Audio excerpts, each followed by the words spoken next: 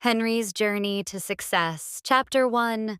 A Dream in a Small Town. Henry lived in a small, dusty town called Willow Creek.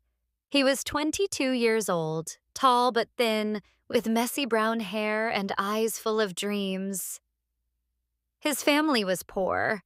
His father worked long hours at a factory, and his mother sold bread at the market. Henry worked as a delivery boy, riding an old bicycle through the town, carrying groceries to people's homes. The job paid little, and Henry often felt stuck, like a bird in a cage.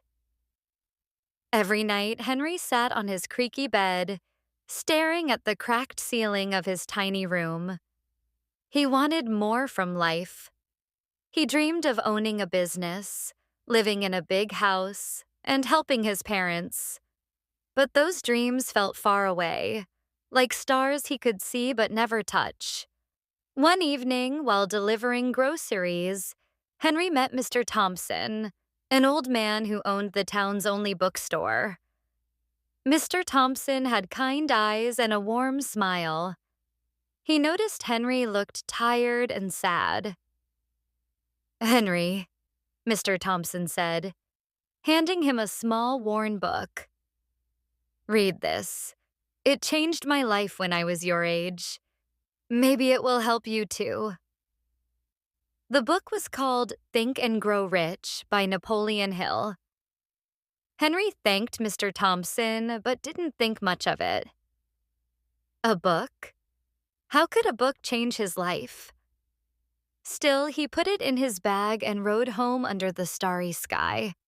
That night, Henry opened the book. The words were simple but powerful. The first chapter talked about desire, a burning wish for something better. Napoleon Hill said that to succeed, you must want something so badly that it fills your heart and mind. Henry closed his eyes and thought about his dream, a successful business, a happy family, and a life of freedom. For the first time, he felt a spark inside him. He wanted that life, not just for himself, but for his parents too. Henry made a promise to himself. "I will not stay stuck," he whispered. "I will find a way to make my dreams real." Chapter 2. The Power of Belief. The next morning, Henry woke up early. He read more of Think and Grow Rich. The book said that faith, believing in yourself and your goal, was the key to turning dreams into reality. Henry looked in the mirror and said, "I can do this. I will do this." But deep inside, he felt doubt. What if he failed? What if he wasn't smart enough? To fight his doubts, Henry decided to act. The book said to write down your goal clearly. So he took a piece of paper and wrote, "I, Henry, will own a successful business by the time I am 30. I will earn enough money to buy a house for my parents and live a life of freedom." He read the words aloud every morning and night, letting them sink into his heart. Henry's job as a delivery boy gave him time to think. As he rode his bicycle through Willow Creek, he noticed something. The town had no good place to eat. There was a diner, but the food was bad, and the service was slow. People complained, but no one did anything about it. Henry's mind started to buzz. What if he opened a small restaurant? A place with fresh food, kind service, and fair prices? The idea excited him, but it also scared him. He had no money, no experience, and no one to help. Still, Henry remembered the book's advice: act as if you believe. He started small. He talked to his mother about her recipes. She made the best pies and soups in town. Henry asked her to teach him. Every evening after work, he practiced cooking in their tiny kitchen. His mother smiled as she watched him chop vegetables and stir pots. "You're serious about this, aren't you?" she said. Yes, Ma, Henry replied. I'm going to make something of myself. Chapter 3. The First Steps, Think and Grow Rich taught Henry about planning and persistence. Success didn't come from wishing. It came from making a plan and working hard even when things got tough. Henry knew he needed money to start a restaurant. He also needed a place to open it and people to help him. Henry started saving every penny from his delivery job. He stopped buying new clothes or snacks. Instead, he put his money in a small tin box under his bed. It wasn't much, but it was a start. He also began talking to people in town. He visited the diner and watched how it worked. He noticed what customers liked and what they hated. He wrote his ideas in a notebook. Serve fresh food fast. Smile at every customer. Keep the place clean. One day, Henry saw an old, empty shop on Main Street. The windows were dirty and the sign was broken, but the building was sturdy. Henry's heart raced. This could be his restaurant. He found the owner, Mrs. Carter, a strict woman with gray hair. She said the rent was $200 a month. Henry's savings were only $50, and his heart sank. I can't pay that now, Henry admitted, but I have a plan. I want to open a restaurant.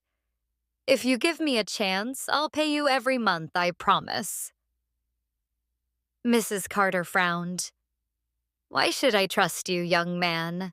Henry remembered the book's advice about confidence. He stood tall and said, Because I believe in my dream, Mrs. Carter. I'm working hard and I won't give up. Let me start with 3 months rent-free. If I fail, you lose nothing. If I succeed, you'll have a good tenant. Mrs. Carter stared at him for a long moment. Finally, she nodded. 3 months. Don't waste my time. Henry felt like jumping for joy. He had a place. Now he needed money and help. He went back to Think and Grow Rich and read about the Mastermind Group, a team of people who work together toward a goal. Henry didn't have much, but he had friends. He talked to his best friend Sam, who was strong and good with tools. Sam agreed to help fix up the shop. Henry's cousin Lila loved decorating and offered to make the place look nice.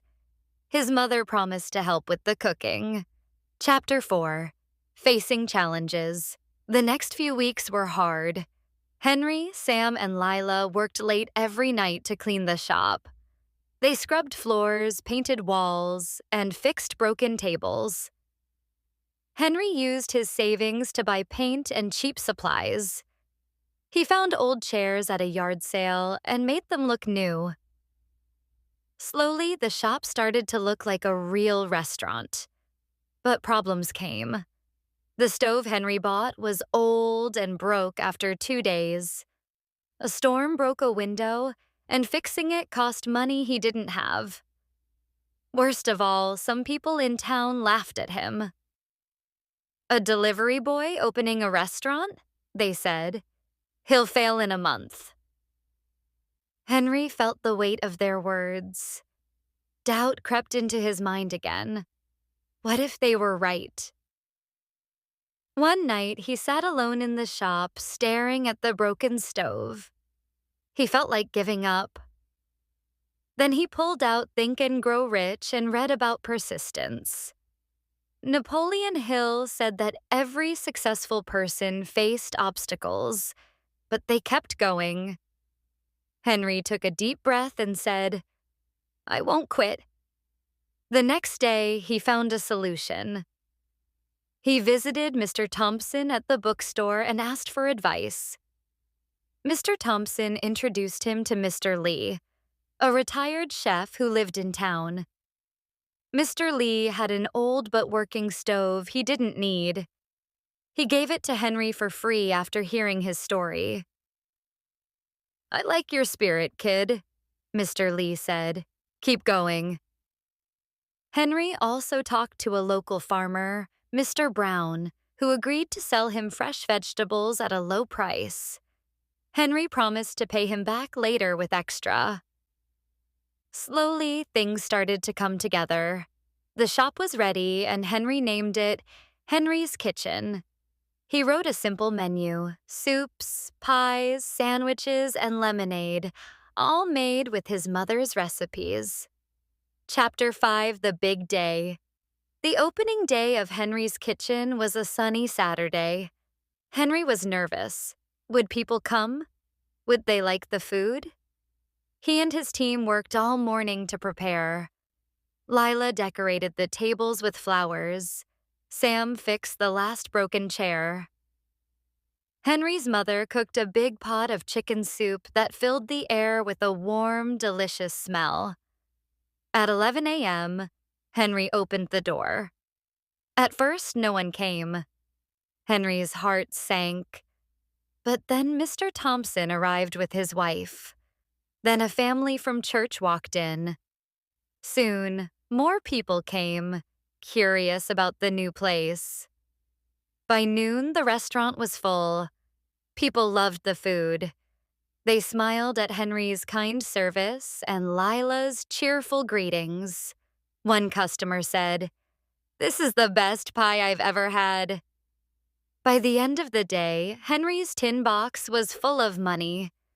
He paid Mrs. Carter the first month's rent and still had enough to buy more supplies.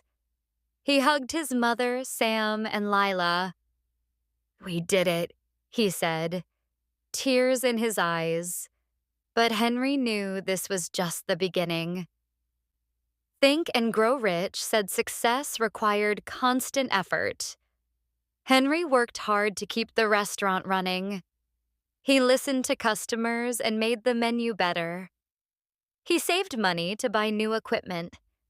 He even started a small delivery service using his old bicycle to bring food to people's homes. Chapter 6: Growing Rich. Over the next year, Henry's Kitchen became the heart of Willow Creek. People came from other towns to eat there. Henry hired more workers, including his cousin Lila full-time. He paid off his debts to Mr. Brown and Mrs. Carter. He even saved enough to buy his parents a small, comfortable house. Henry never forgot the lessons from Think and Grow Rich. He kept his goal clear in his mind. He believed in himself, even when things were hard. He made plans and worked with his team. Most importantly, he never gave up, no matter how big the challenge. One evening, Henry sat with Mr. Thompson in the bookstore. "You were right," Henry said, holding the worn book. "This changed my life." Mr. Thompson smiled. "No, Henry. You changed your life. The book just showed you how." Henry looked out the window at the bright sign of Henry's Kitchen. He felt proud but not satisfied. He had new dreams now. Opening more restaurants, helping other young people in town, and maybe even writing a book to share his story. Chapter 7: A New Beginning 5 years later. Henry was 27. He owned 3 restaurants in different towns. He had a team of workers who trusted him, and his parents lived happily in their new home.